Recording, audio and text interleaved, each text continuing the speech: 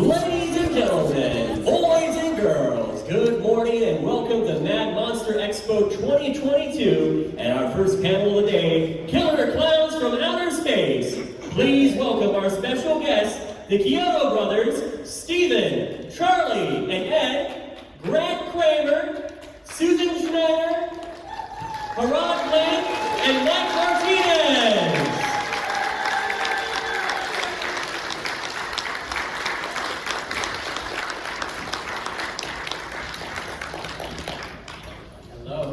Because we have so many guests up here, we're going to be sharing mics with everyone. So there's between 2 or 3 of you, there's one mic, so we can alternate back and forth between those.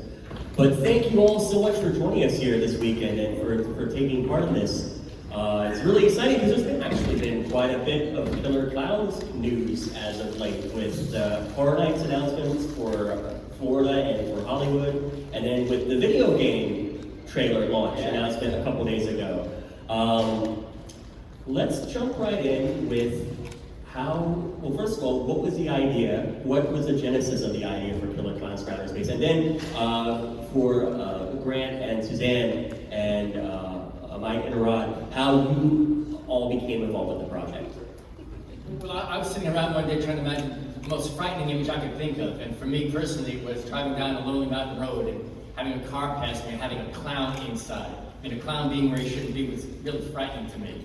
And we kind of brainstormed amongst each other. Yeah, and I think it occurred to me, what if the clown wasn't in a car?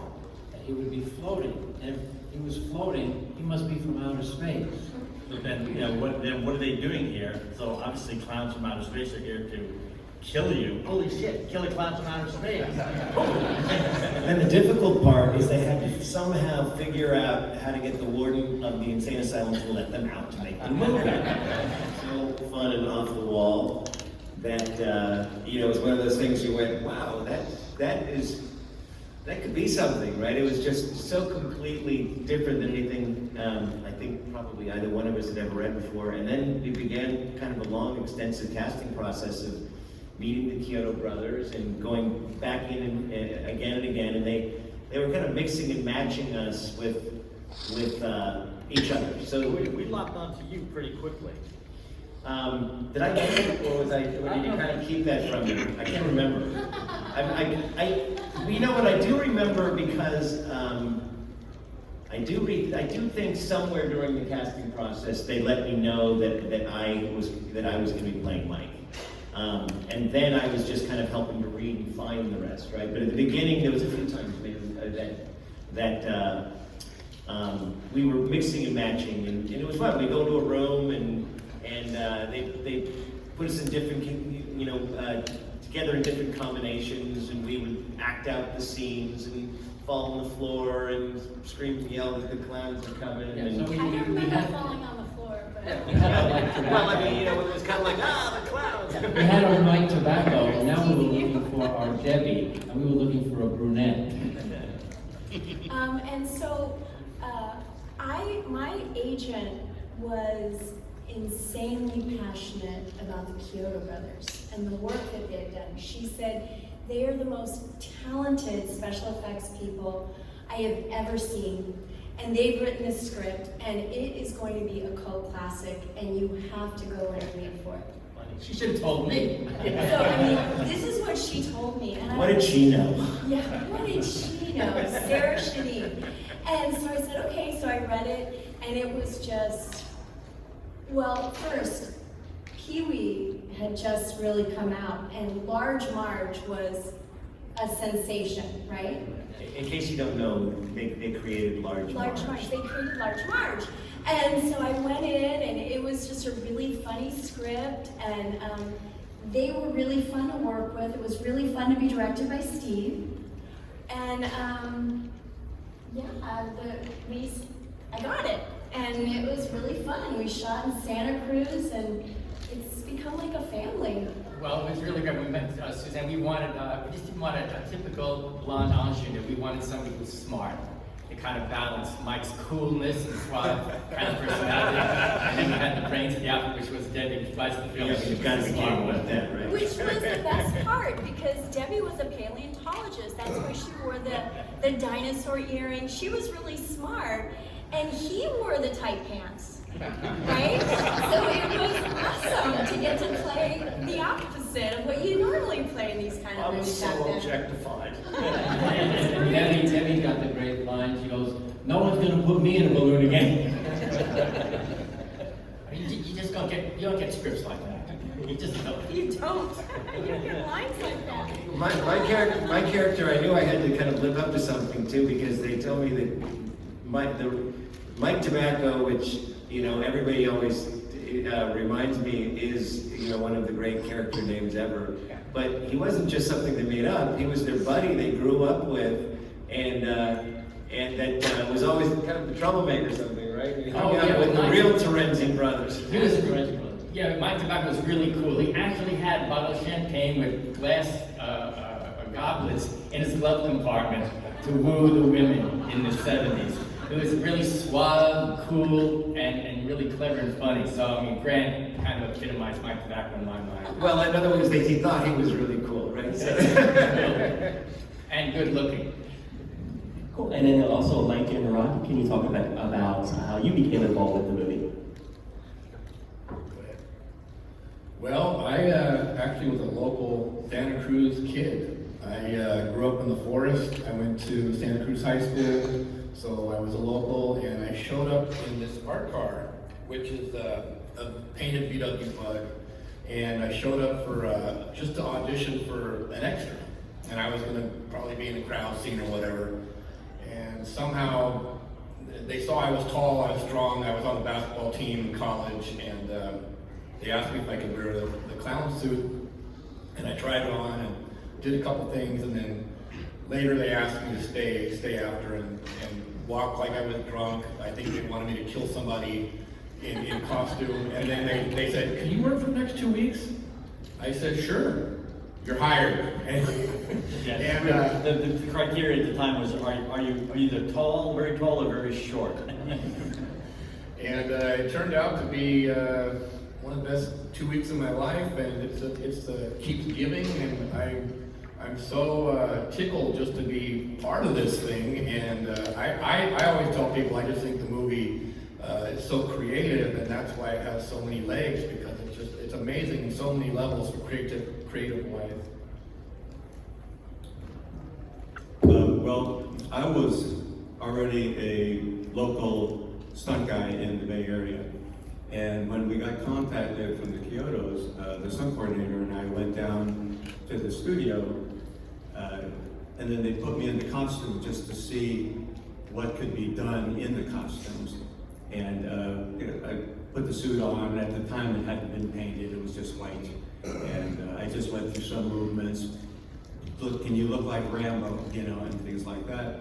And then once we started filming, I kind of got chosen to be the main stunt bozo.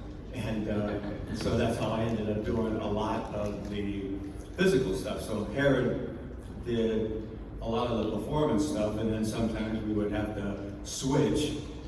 So if there was some kind of stunt involved, and then sometimes Herod had to wear the costume because I was working stunts with Suzanne, because she had to do a lot of her own pratfalls and things like that.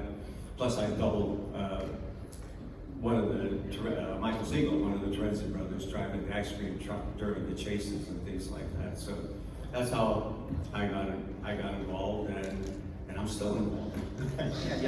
Suit performances, you have to act and perform beyond the suit.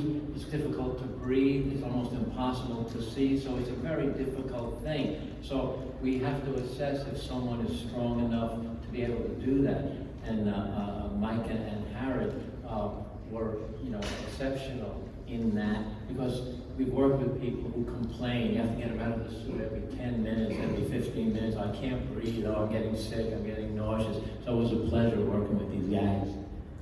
Which kind of leads into another question then for both of you.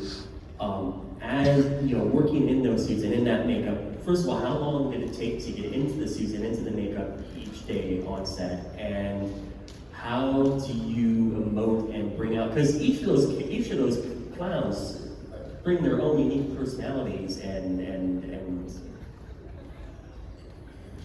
so how do you express those emotions through all the mechanics of that suit and the costume? Well, there were two versions of each of the clowns. Well, the one that took the longest for me was when the clown floats up next to the car, because it took about 2 hours to put me into the rig that was connected to the car, because they ran wires up the suit and into my hands with toggle switches, because the seat I was on track, and so when I moved my wrist this way, that's what moved the seat forward when I pulled up next to the car. And then when he made like he was speeding up, I backed up and then caught up with him again. And then in this hand, I was able to steer the wheel that was on the front of the rig that hinged out. So that's how I was able to turn and smash into it. I remember, how dangerous was that? The reeling reading kill you? Almost, but but the rig worked great, but then they didn't realize how long it was going to take. So as soon as they were ready, they called for lunch. And so then they ended up having to take me out, but at least they had done the trial run, so the next time it didn't take as long. Yeah, we had to shoot that sequence twice, because the first, we didn't see any trees moving in the background. Might as well have shot it on a black stage. So Stephen juggled the schedule a little bit, and we were able to get another day to put him in that suit for 2 hours and the rig. By the way, in case you guys don't know, there's actually not there isn't just 2 Killer Clown suit performers here. There's actually 3, because Charlie played Clownzilla. Yeah, I was Clownzilla, and the reason I was Clownzilla is because it was 115 degrees in the summer in the tent, and we were outside shooting the miniature sequence, and where I throw the jumbo ice cream truck. And it was 115 degrees in the tent. I'm in the suit, so I don't know how hot it was. I had a sweatband on that was soaked, and I couldn't touch myself because I had gloves on or anything. I couldn't wipe the sweat from my face, so I had thousands of little drops of sweat, and I was feeling like I was being tortured, having the water torture and stuff.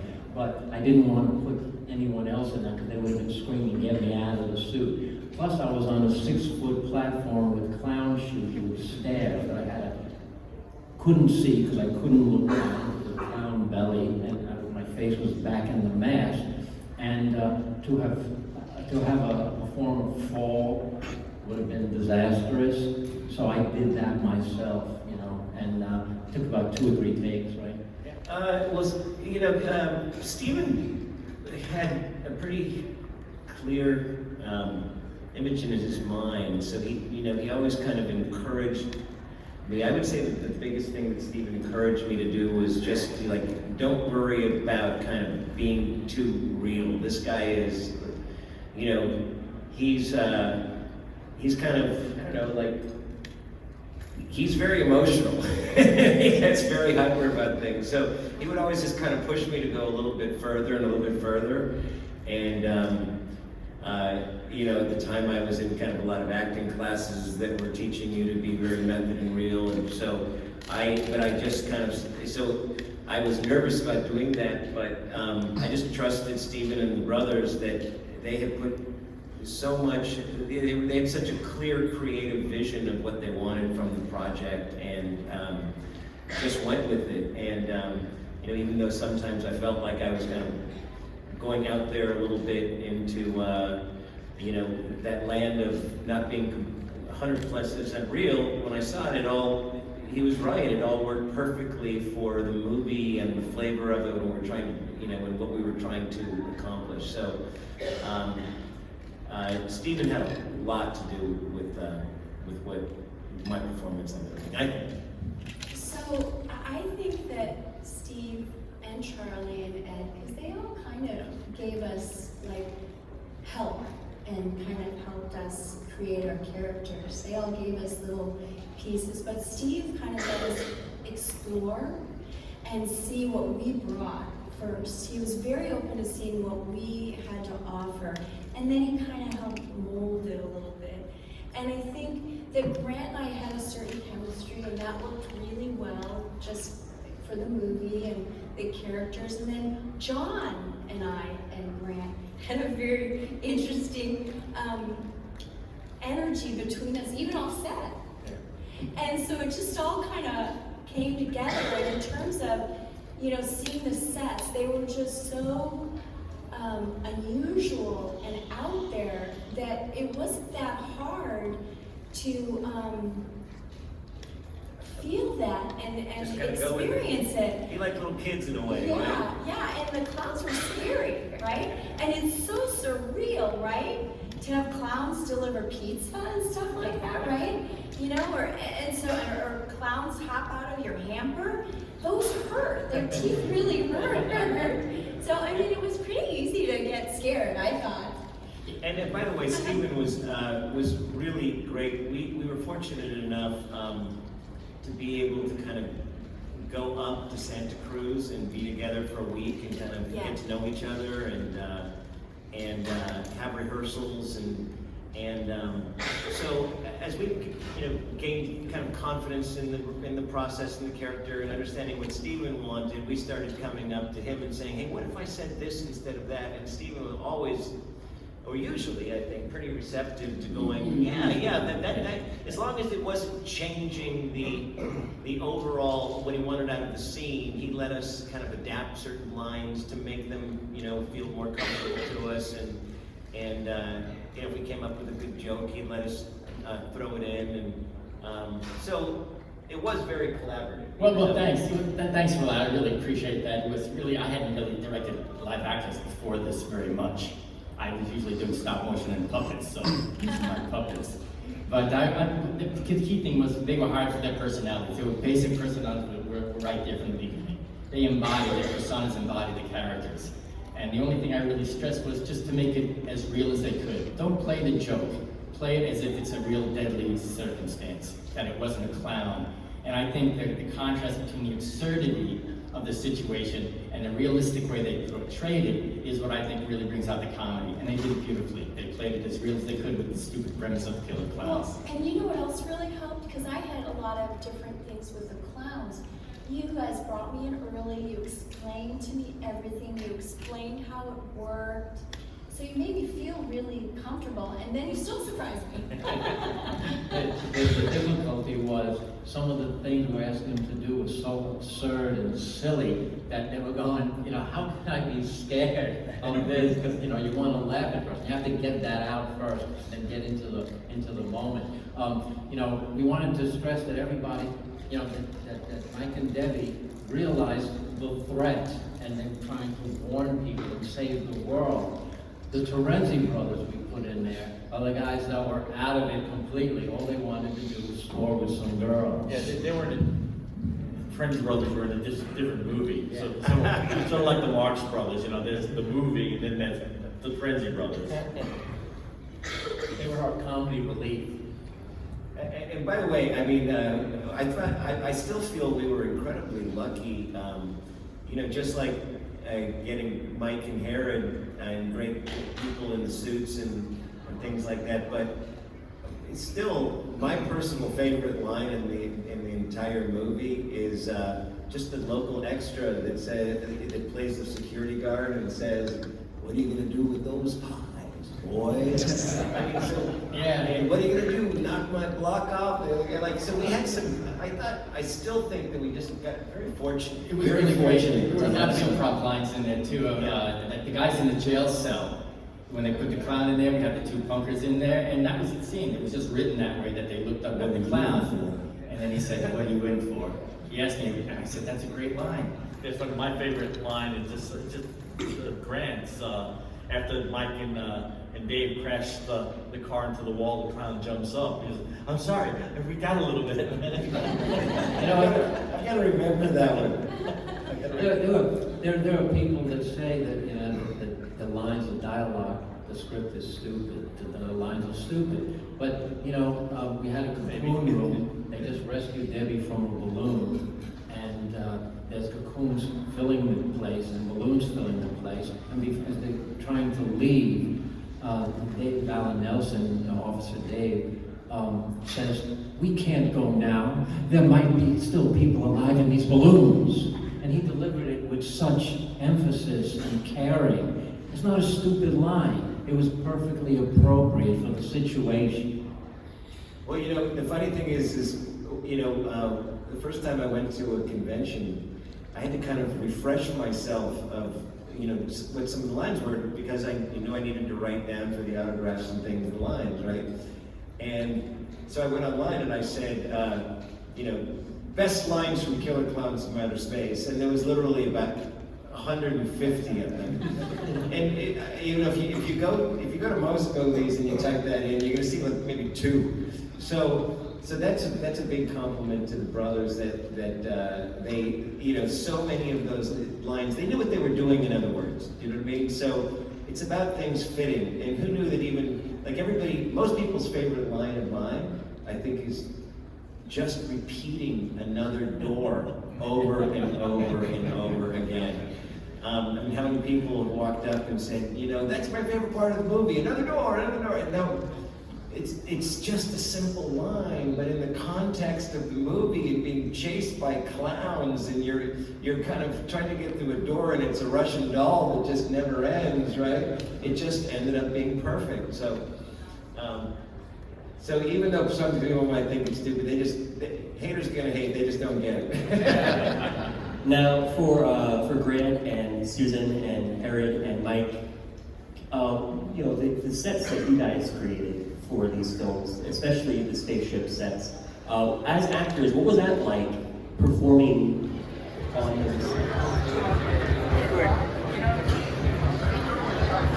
How much is the admission for the month? It's $100 a day. $30. I asked him, he go back to me and said, I was going to go next to the yellow, but if you like that, I can do it. But then we have to deal with Shirley.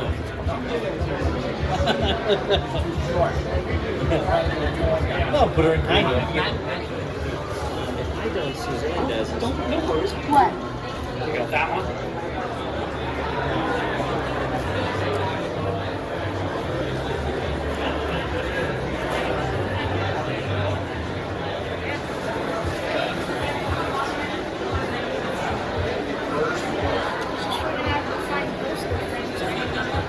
I got all that covered.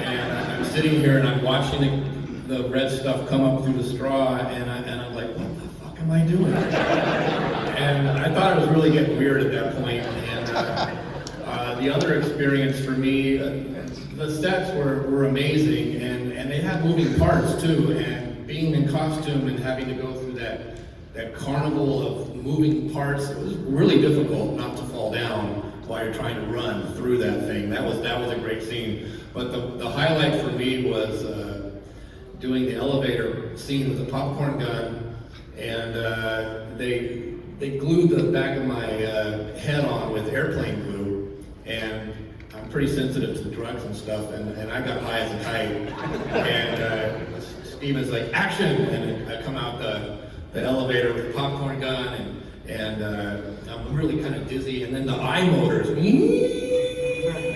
I'm, whoa, I'm high as a kite, and I do the scene, and then Steven says, no, you've seen Rambo? I said, yeah. He goes, more right, Rambo, come out that elevator hard and shoot that gun. I'm like, okay. And so I gave it everything I had, and I came out, I did the scene, and then right afterward, I stepped off, and there was like a drop like this, and I almost put my leg into the ditch, almost broke my leg, because I gave it too much. I was really overloaded and high. But anyways, it was a fantastic experience. And again, I had to cut out his singing and dancing. There was a lot of that. I didn't know that.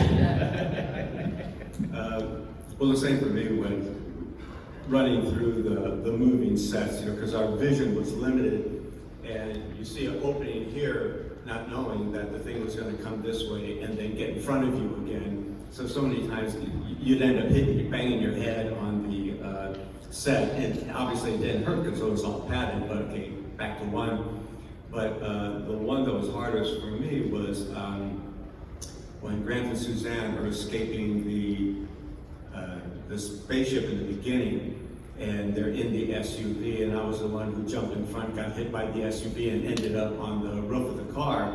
And then after I got shaken off, that was the easy part. And then Stephen, in the scene when the one clown looks at the camera, and then in the background you see the clown sit up. And there was a motor in the head. So anytime I tried to sit up, my feet went up in the air. And Stephen said, "Oh no, we don't want your feet to go up." So it took a little bit for me to realize to use the weight of the motor in the head to snap my head forward to get the momentum to where I was able to finally sit up. And then Stephen just told me in this show that was always his favorite scene. You were doing something new that hadn't really been done before, blue screens, right? Is that what it was? So we couldn't always see everything. In which scene was that? Like when we went into the center of the spaceship and we were supposed to... that was that's called forced perspective. That's what it was? So we couldn't really see some of the things, right? Yeah, well, for the matte paintings. Yeah, so some of the things we couldn't really see. So Steve would tell us what was going on and Kind of fill in the images that Creative were going to be put in much later on. yeah, so that was really new. Yeah. For me, I had never done that before, and so that was kind of cool and fun and creatively, just kind of really fun to imagine it and explore and look in the same directions and everything. So he's cueing us to do that. Yeah, there was a perspective shots at the end with Clownzilla. We took the camera on a ladder with the Clownzilla head, and we shot past it in the foreground with the actors in the distance, which made the Clownzilla look much bigger. So they had to pretend that the guy on the ladder with the camera and the mask was this huge Godzilla-type creature. Yeah, and to do it together too. So it was really, so that was really exciting and fun to do. There were a lot of scenes that didn't make it into the movie because of technical difficulties, and one of them was when Clownzilla steps off of the pedestal. We had a scene where the actors and the ice cream truck, all the cast was in the background, and Clownzilla, from a low camera angle, was plodding towards them, towards the truck. And it was a perfect shot, the angle and everything.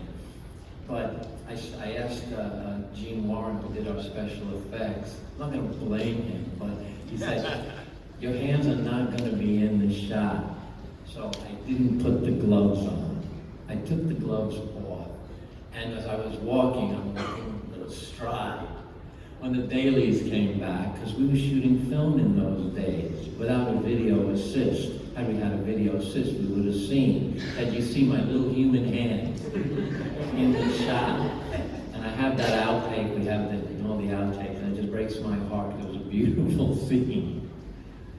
If it was done now, it's so easy. They would just have a visual effects guy just stick the gloves back on.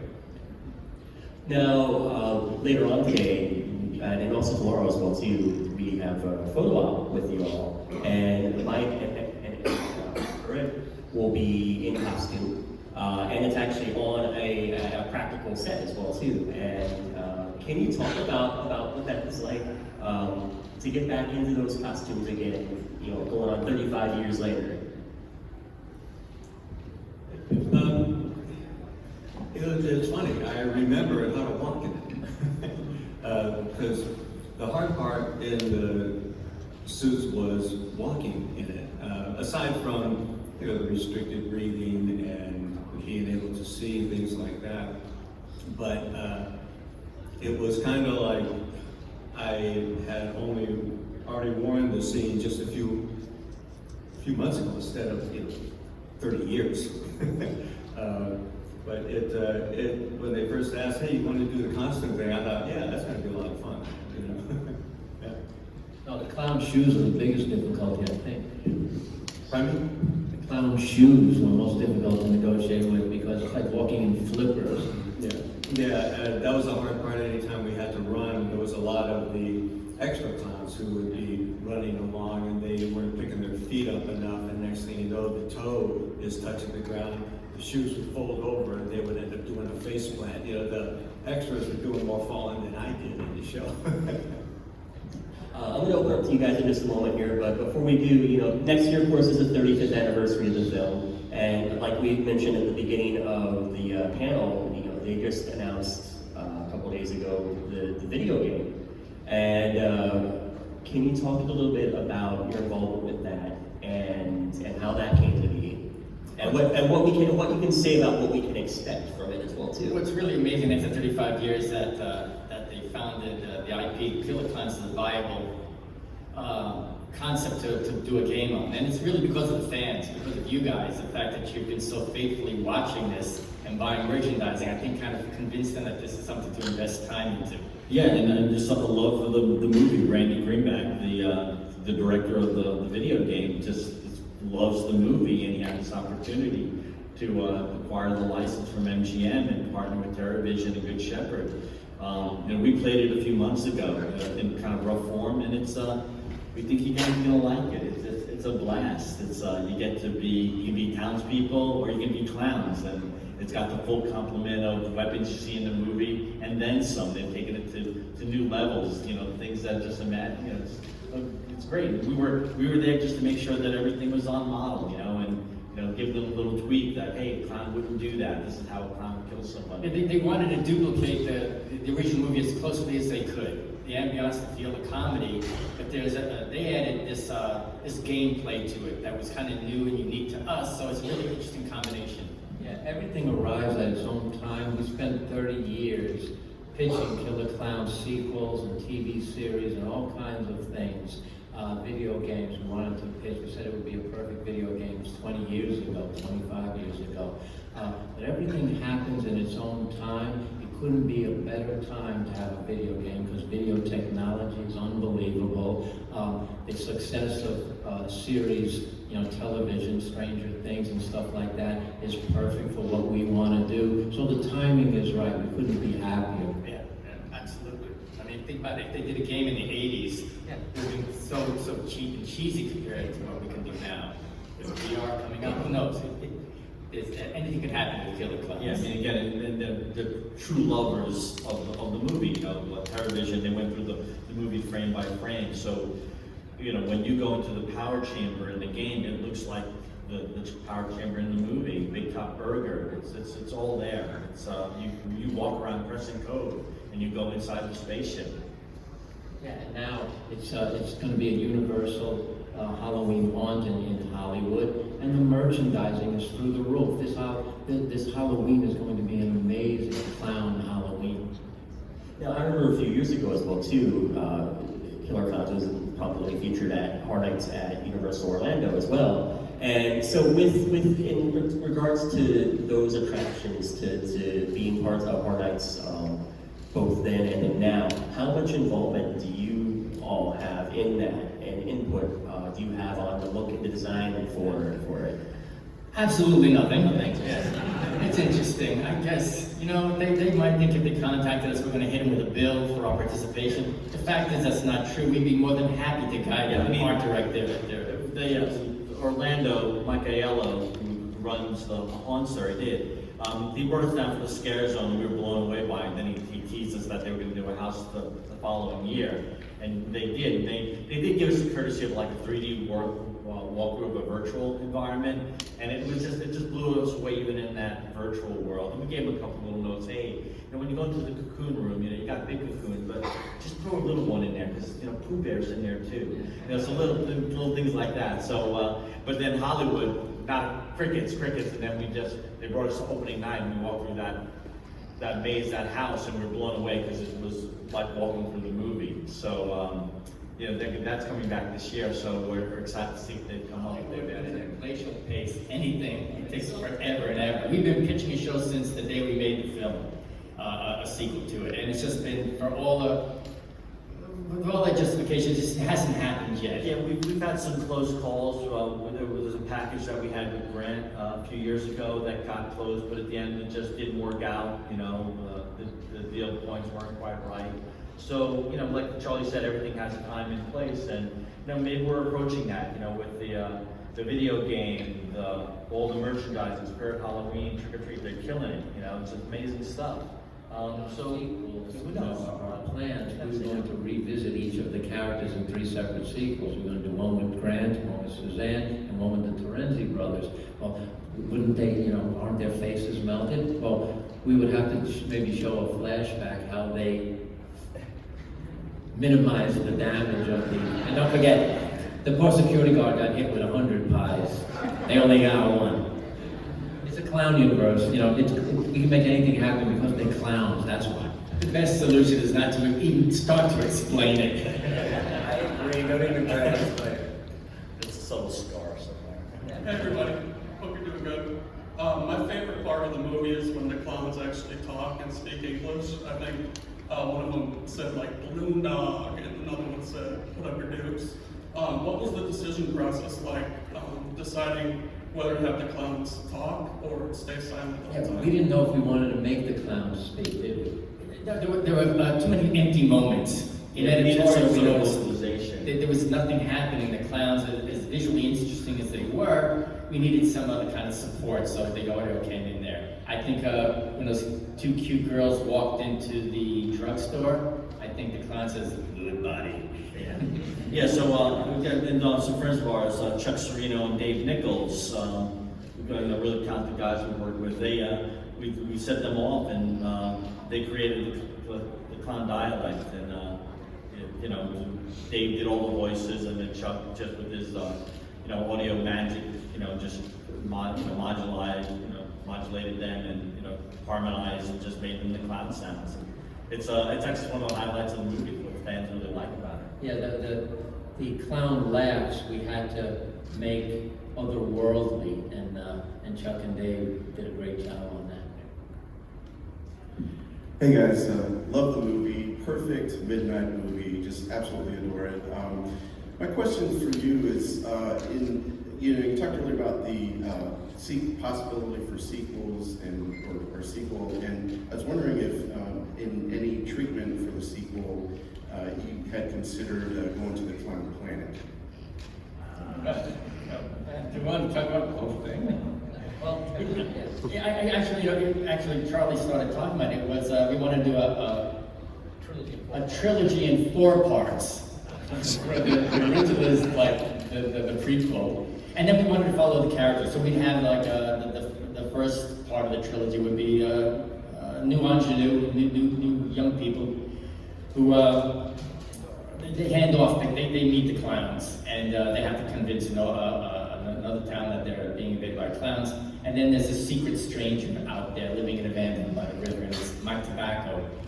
20 years later, we said that the clowns were going to come back. So we have that adventure. Then we want to visit Suzanne. What happened to Suzanne, Debbie, after the adventure? Well, she hooked up with Dave the cop, got married, and she had a child, but she didn't tell Dave. She left him, and then she got hooked up into some kind of religious cult.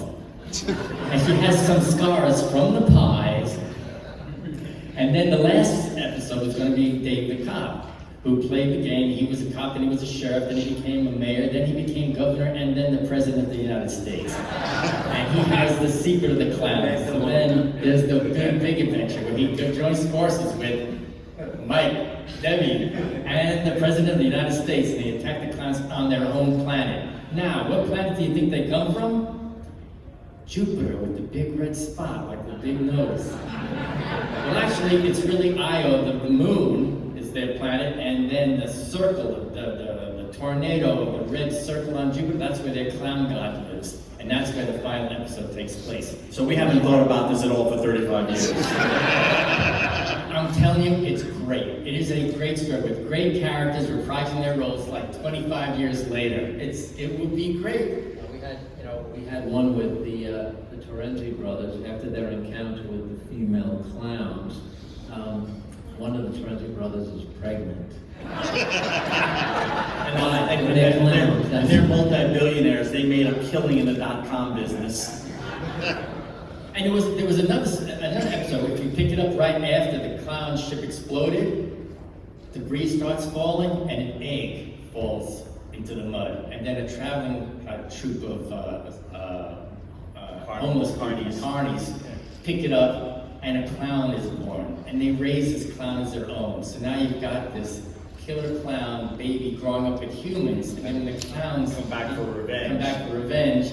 you've got this clown baby saying, where am I?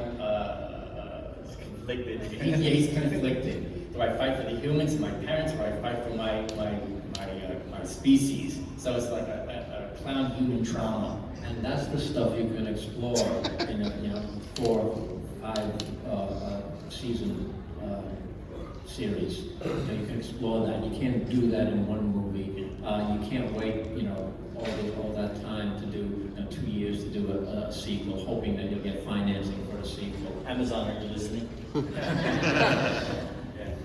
And then this will be our final question. Hey guys, love everybody up there. This question's been bugging me for a while, and it's a silly one, but I am dying to know if one line was improvised or who wrote the whoop-de-goddamn-de-doo. I need to know. That's good one. Well, Fantasy 2 was an effects company that we worked with. They did all the effects with Gene Warren and Leslie Huntley. And one of the workers, one of the model makers in the back room was building, I think was building the ice cream truck. And this guy out of nowhere said, whoop-de-goddamn-de-doo. And I thought that was so funny. I didn't know where it came from, but I remembered it and we put it in the movie. So it was a model maker at Fantasy 2 special effects house. Well, I want to thank you all for joining us here this weekend and for taking the time to be a part of this Q&A. We really enjoyed hearing your stories about the making of the movie, and thank you for coming out here and celebrating it with us here as it approaches its 30th anniversary next year. Well, thank you. Thanks for your support, everybody. I love talking to everybody, so come on by when you get a chance. Yes, thank you so much. We're so grateful. When you're a young person and you shoot a film, you never really know what's going to happen. I had no idea, and I'm just so grateful to Kyoto Brothers, to the cast members, and all of you to be a part of this amazing journey, experience. Thank you. Great to be here.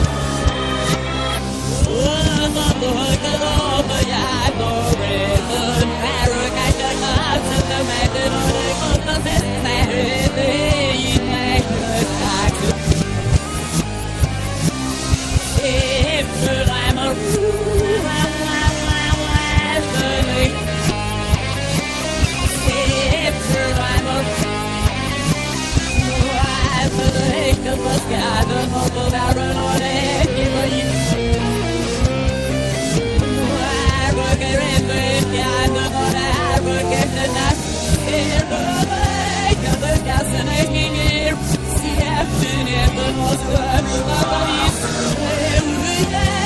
that's my goodness. Hey, worship that's flashes and mirrors.